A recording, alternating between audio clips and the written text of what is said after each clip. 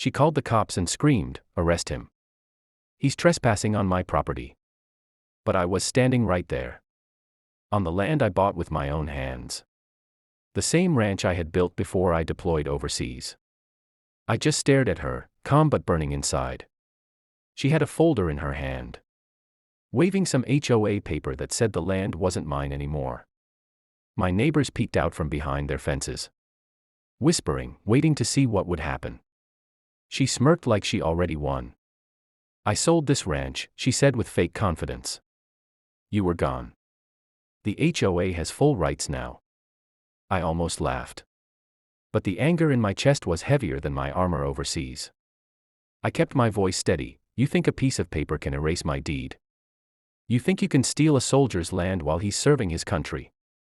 The two men beside her, dressed in cheap uniforms with HOA security patches, shifted uncomfortably, like kids playing cops. She barked at them, "Do your job. Remove him now." But I didn't move.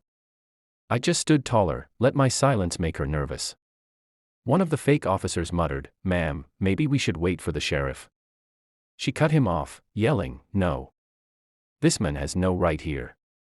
I pulled something from my pocket. Not a weapon, not anger. Just my original property deed, folded and worn from years in my wallet. I held it up so everyone could see. Her smirk dropped instantly. "You sold nothing," I said slowly. "Because you can't sell what you don't own." Her face turned pale, but instead of backing down, she doubled down. She grabbed her phone and hissed into it, "Get the real cops. I'll make sure he regrets ever coming back." And that's when I realized.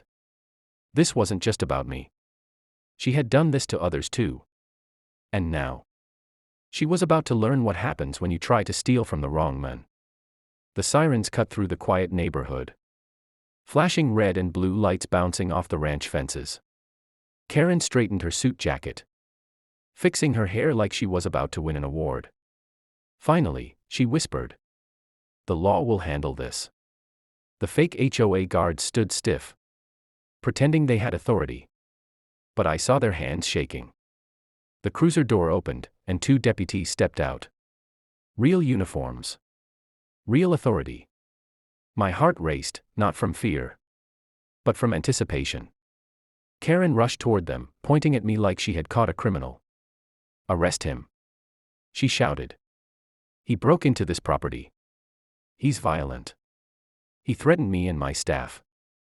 One deputy looked at her with raised brows, then at me. "Sir, can we see some ID?" he asked calmly.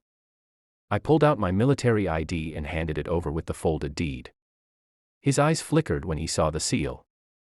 "Army?" he asked. "Deployed last year," I said, my voice low but steady. "Came back to find my land sold out from under me." Karen shoved the HOA papers into the other deputy's hands. "Ignore his story.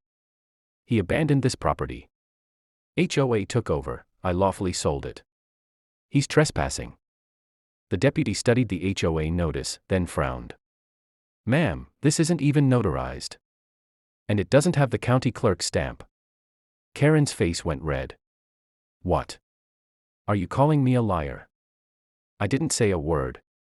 I just let the silence grow heavier. Every neighbor now gathered at the fences, phones out, recording.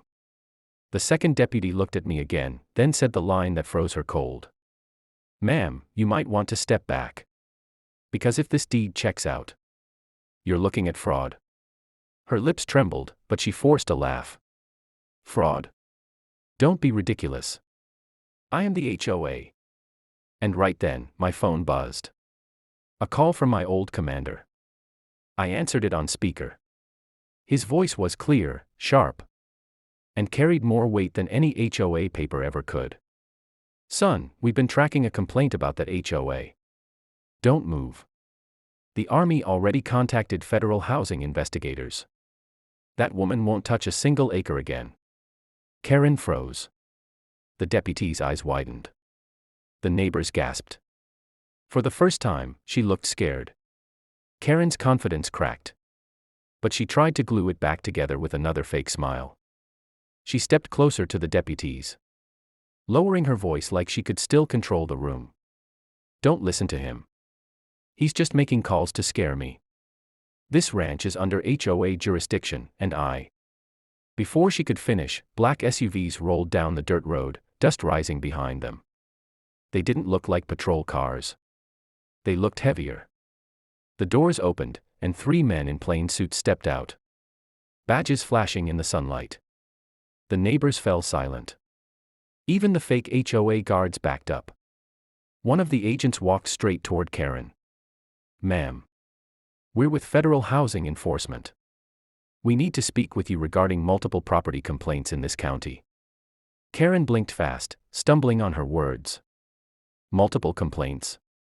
No, this is a mistake. He's the problem.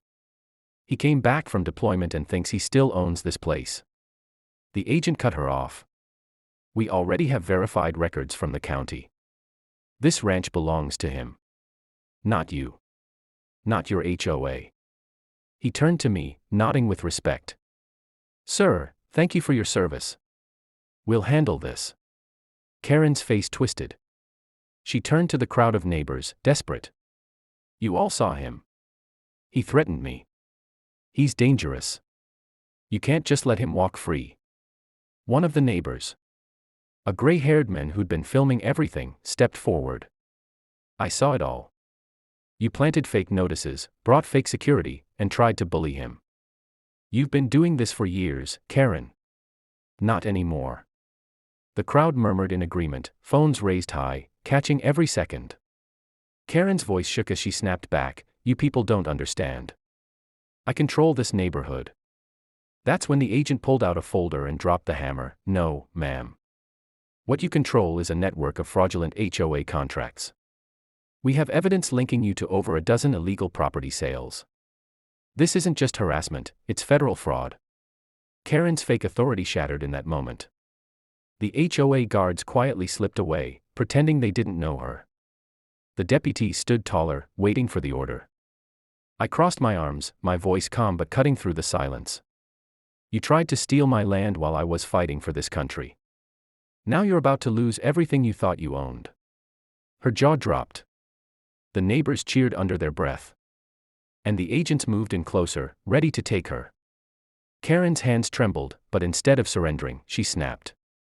She shoved the HOA folder against the agent's chest and spun toward the deputies. "You can't do this to me. I have rights. This whole neighborhood depends on me. If he stays here, everything falls apart." The deputies didn't move. The agent calmly handed the papers to one of his partners. "Ma'am, you need to step aside." But she didn't. She lunged for her phone again, dialing frantically. "I'll prove it. I'll call the county commissioner, the judge, the sheriff, someone will back me up." Her voice was shrill, panicked, like she was trying to build a wall out of noise. The neighbors laughed bitterly. One woman shouted from the fence, "Go ahead, Karen. Call everyone. We'll record that too." Phones stayed pointed at her, capturing every second of her meltdown. She turned back to me, pointing a shaking finger. "This isn't over. You think you're safe because you flash your little soldier badge. You don't know how much power I have." I took one step closer, my voice low but sharp enough for everyone to hear. "Power? Real power doesn't hide behind fake papers and scared neighbors. You stole from families. You lied to veterans. And now, you're finished." The agent signaled to the deputies. But just as they moved to cuff her, Karen screamed and grabbed the fake HOA guard's gun belt. The whole crowd gasped. For one terrifying second, it looked like she might actually try to pull a weapon. But the guard yanked back, shouting, "Whoa!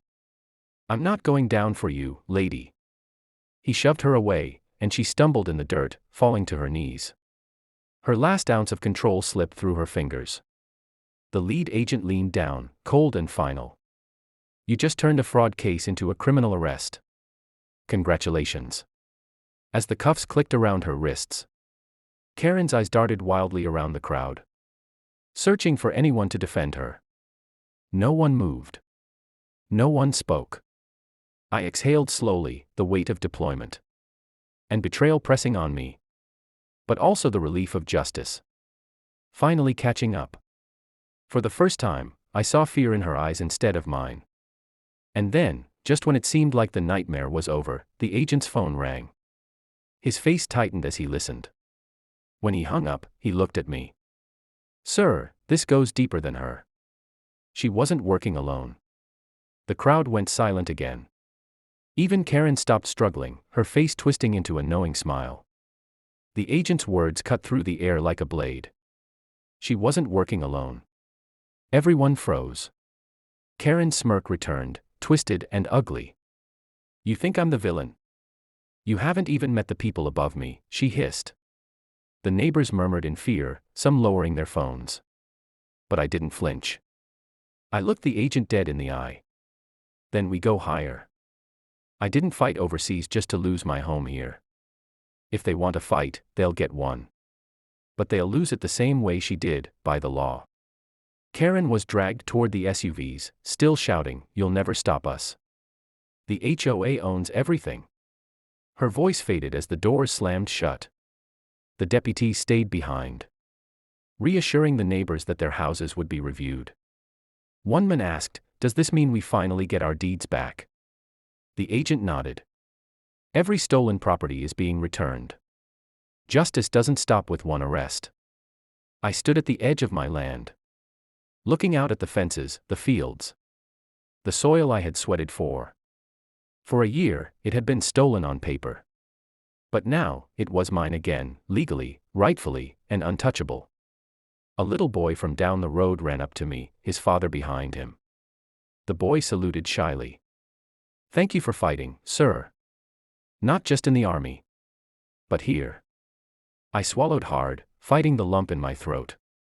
I bent down and put a hand on his shoulder. "Son, this land, this freedom, it's for you too. Nobody steals that from us." The neighbors clapped softly, not out of celebration, but out of respect. Phones went down. For the first time in years, the street felt safe. As the sun dipped low, painting the ranch in gold, I knew this wasn't just about my land anymore. It was about standing up against anyone who thought power gave them the right to steal. I looked at the flagpole in front of my porch. The stars and stripes still hanging strong in the evening breeze. "I didn't serve this country," I whispered. "More to myself than anyone else. Just to come home and bow to tyrants. Not in uniform. Not out of it. Not ever."